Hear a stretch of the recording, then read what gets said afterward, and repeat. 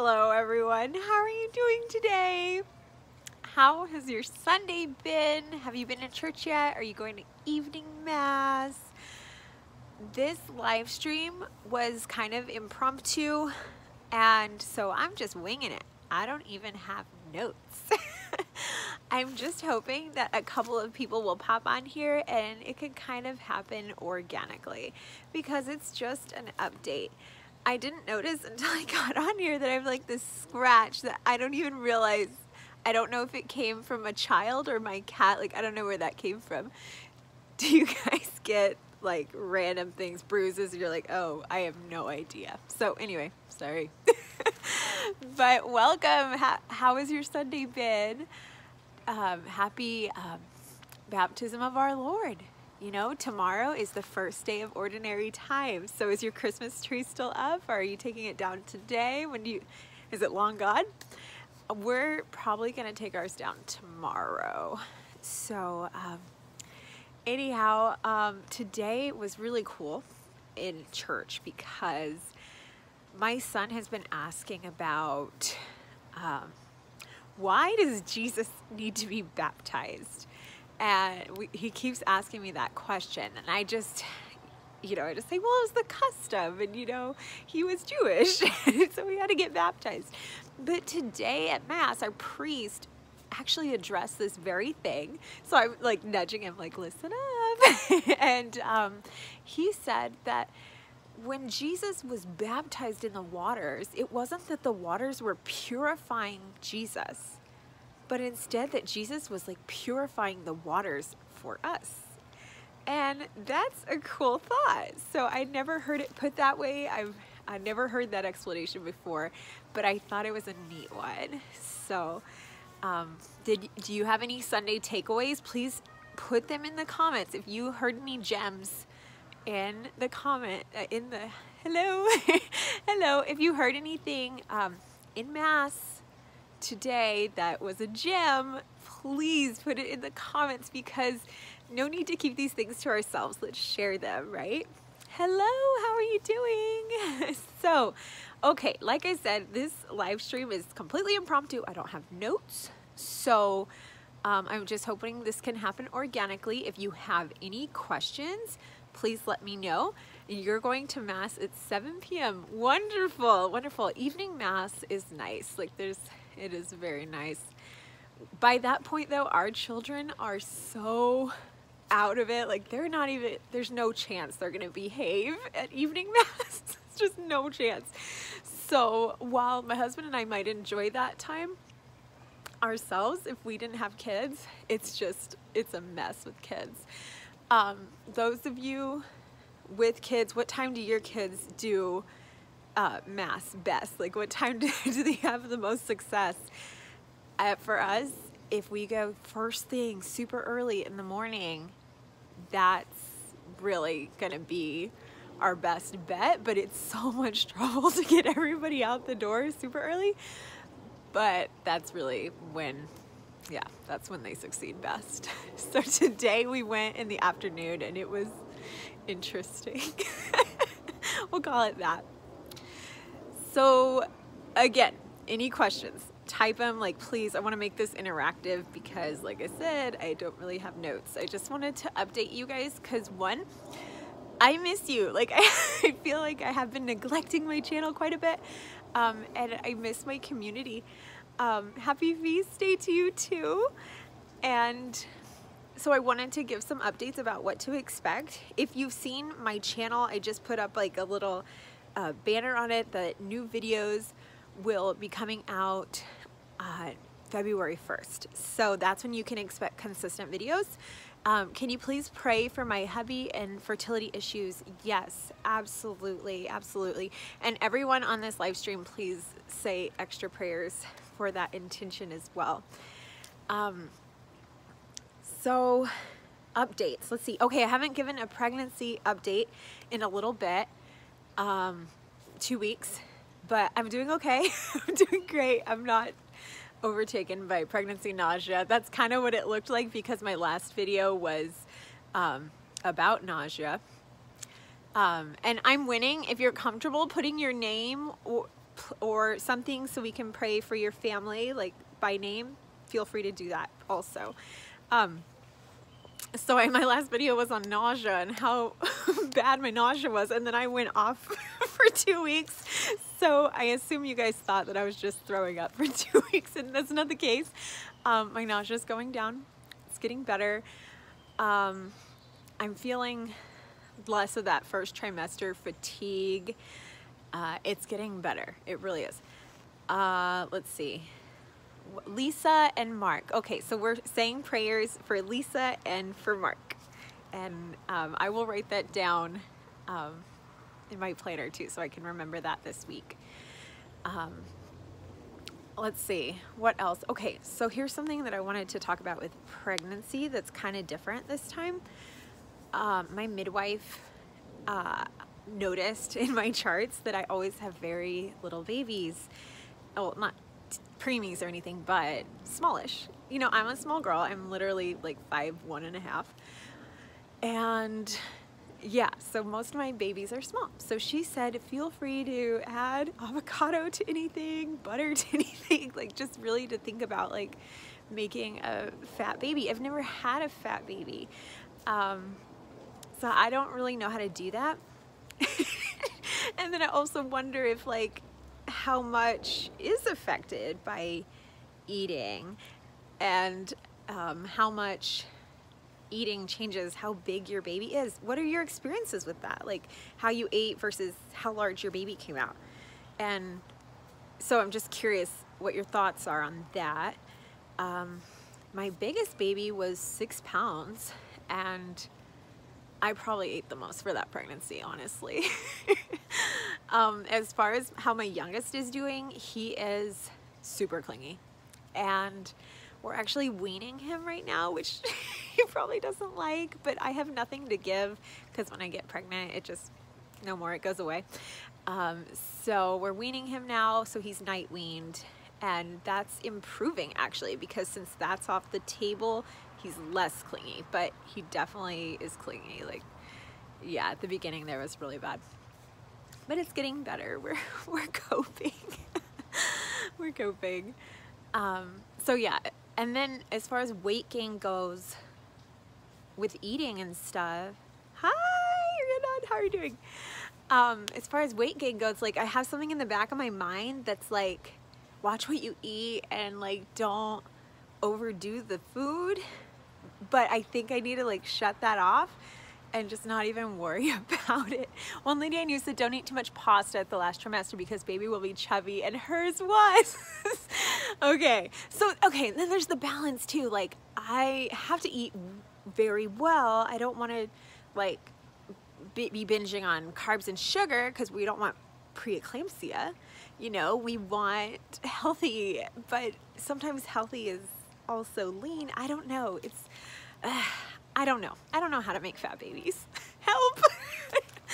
So not that you need a fat baby, like let me clarify this, but the reason it's a concern for our family is because our babies tend to be lip tied and tongue tied, and so they can't nurse properly right off the bat, which affects my milk supply. And breastfeeding is just so important to us that it's frustrating if they don't have a lot of chubbiness to lose as it is. Like we're starting with a tiny baby and then they can't nurse properly. Like it's just really a frustrating process. So having a fat baby sounds funny, but like having a baby that has a little to give would actually be a great benefit for our family if like they turn out to be tongue and lip tied like the other ones were. With the other ones, it wasn't until the third child that your baby size sounds fine. It is fine, and she acknowledged that too. But again, it's just because of the feeding issues that come with it that we want a little more wiggle room for when they lose weight, if that makes sense. And I don't want to like go into too much detail like about like those experiences because yeah, but anyway, we do struggle with the tongue and lip tie and the supply issues, and weight gain and all that at the beginning. So if we're starting at 5 pounds, like there's not much to go lower than that, you know. So we want to start maybe at 8, so we'll see. But anyway, what else? So the weight gain, and then exercise, I am starting to get back into that because a few weeks ago, I just really was not feeling that. It was not feeling good to work out because I was so nauseous. But really, truly, when I exercise, the nausea goes away, but it's just how do you work through that? Like it takes a good 10 minutes for it to kind of go away. So pushing through that has been really hard. So now that I'm not so nauseous, it's a lot easier to work out. Okay, so I've been talking about pregnancy a lot. Let's move on to another topic, the channel. So I am kind of taking the channel, not a new direction, but I'm kind of streamlining the direction. This year in 2019, I'm going to be doing more, I'm calling it a gathering place for healthy family living, because I really want to focus on what makes the crunchies crunchy Catholics, while not neglecting faith-based videos, because that's the Catholic and crunchy Catholic, of course. But I feel like I have so much to share in the ways of healthy living, diet and exercise, and just mind right, you know, kind of stuff. Pray for me and baby to have a safe delivery. I'm 38 weeks and 3 days. Congratulations.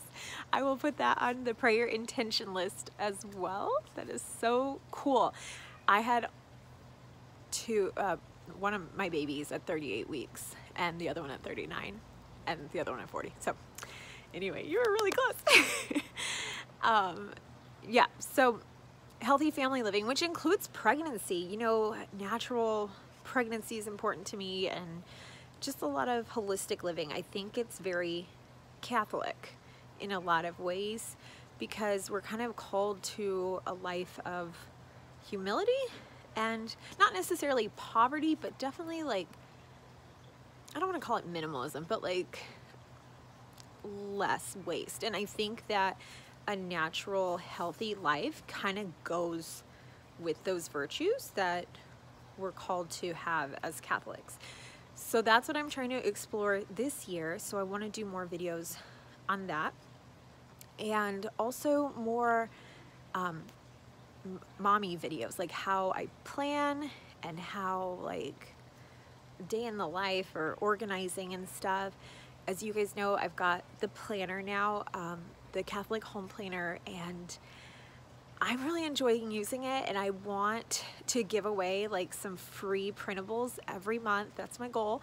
And for those who want to be on my email list with my newsletter, so you'll get like free planning stuff. So every month we're gonna do, like, I don't know, like cooking one month, and then potentially like we'd focus on fitness another month, and there'd be some sort of printable to go along with that topic that we're working through that month. Or freezer cooking, maybe batch cooking, or I don't know, self-care, whatever.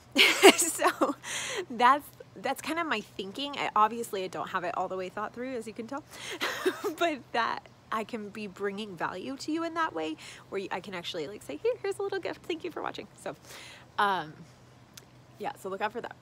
And if you know you want to be on the email list already, even though I haven't told you much about it, email thecrunchycatholics@gmail.com, and I will put you on the newsletter list. So, okay, so that's the channel and pregnancy. And okay, the planner updates are, I was really crumbled and blown away. Like, I got a very good response from the planner. And why crunchy? So crunchy just is another word for healthy. So yeah, I got a really good response from the planner, and I had like people asking me for different versions, like maybe for Latin Mass goers or for like extension packs and just different things. They had all these great ideas, and it sounds like people are enjoying using it. So that made me feel so good. And anyway, I could have never expected that not even one person would want it because it's just this crazy idea I had. But yes, so that was beautiful. And I am still making there's like the last few people who are still getting theirs in the mail. But I think like the season's kind of slowing down because everyone has their New Year planner. And if you don't, you can still get one. The shop's still open. What else? What else were we gonna update on? Okay, just lastly, I think just life and health. I I cheated a lot during Christmas as far as like dietarily. And I really am getting back to clean. And so I want to kind of share some of those recipes and just different things. What that means to me. Right now, keto's really trending. And I did keto-ish a while back, but it's really not for me. So I'm just not going to jump on that bandwagon. And let me know if you want a video on why it's not for me. Otherwise, I'll just keep my mouth shut on that one because everyone is really in love with it right now. But yes, that's it. That's it. Any questions, guys? Any questions about the channel or about anything? Any Q&A? I think you're going to talk about homeschooling. Yes, you're right. Thank you. So with the homeschooling update, oh, crash and burn. Guys, I read something that, is it October or November, that everybody wants to quit homeschooling. Yeah, that was us. Like we were so frustrated, just wanting to throw in the towel and like done with it. And like, I'm not gonna lie, we did throw in the towel like all of November and all of December. I just said, no, we're not homeschooling these months because it was literally making me crazy. My kids and I were fighting. So we kind of regrouped this month and made a plan. So we made a plan for the school year, for the rest of the year, kind of like to catch up, even though like really we're our own bosses about what that means, you know. So we made our plan and it is executing very well. And I'm so grateful because I'm so grateful that we took that time off, that we can reconvene in January and just really be solid. It's another reason the channel has been neglected a little this month because we were establishing those routines and they're going a lot better. One thing that I tried to do at the beginning of the year that I've totally abandoned is I tried to make copies of everybody's books because I wanted to keep the books nice. I saw one mom in my community, she keeps her books perfect. She's like an ex-teacher. And so I was like, oh, that seems so nice because I'm all about like, the books are loved in my house. You know, people have read them and used them. And so I just thought, oh, what if I was like that, Mom? Yeah, you should always just kind of go with what works for you. But the copies were getting out of hand. It was so crazy and the papers everywhere. And even though I had a binder system, like it just was making me crazy. And then I'd want to do like, let's just do math real quick. And then it's like, oh yeah, but we have to copy all these pages just to do math. It made me crazy. So I tossed that out the door. I told my kids, we are writing in the books. We're writing in the books. Now we have a math textbook and a workbook. So we're not writing in the textbook, but the books that, you know, handwriting, especially the copies weren't, I wasn't doing them in colors, so they couldn't see like the red line, for example, and like whatever. So that, we threw that away. Does anybody make copies? I don't know. Maybe if I had a stand-up copier and it was like, but no, it's like one of those scan situations. You know, ooh. Yeah, no.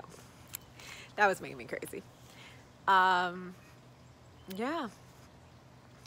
How many of you guys are homeschoolers? Just curious. Because it seems like there's quite a cool homeschooling Catholic community on YouTube. So think that's awesome.